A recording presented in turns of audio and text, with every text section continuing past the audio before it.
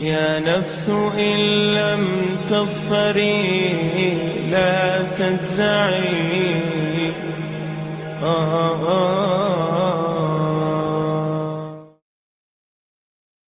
حضرت عثمان بن عفان رضی اللہ تعالی عنہ کو اسلام کی دعوت دینا۔ حضرت عمر بن عثمان کہتے ہیں کہ حضرت عثمان رضی اللہ تعالیٰ عنہ نے فرمایا کہ میں اپنی خالہ اروی بنت عبد المطلب کے پاس ان کی بیمار پرسی کے لیے گیا۔ کچھ دیر بعد حضور نبی کریم صلی اللہ علیہ وآلہ وسلم وہاں تشریف لے آئے۔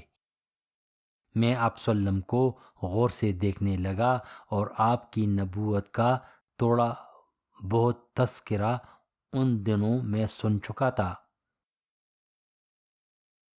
آپ صلی اللہ علیہ وسلم نے میری طرف متوجہ ہو کر فرمایا، اے عثمان تمہیں کیا ہوا؟ مجھے کیوں غور سے دیکھ رہے ہو؟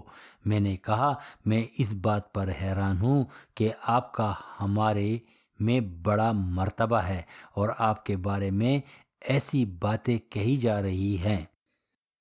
اس پر آپ نے فرمایا لا الہ الا اللہ، اللہ گواہ ہے۔ میں یہ سن کر کانپ گیا۔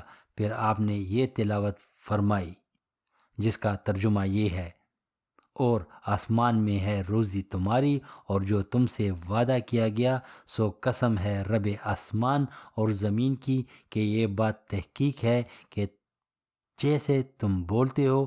پھر حضور کھڑے ہوئے اور باہر تشریف لے گئے۔ میں بھی آپ صلی اللہ علیہ وسلم کے پیچھے چل دیا اور آپ کی خدمت میں حاضر ہو کر مسلمان ہوا۔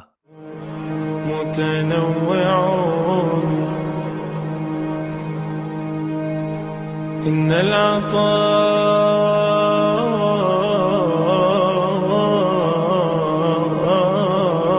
أمداده متنوع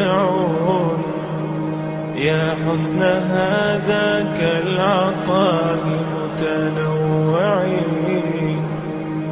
وردوا على نهر الحياة وكل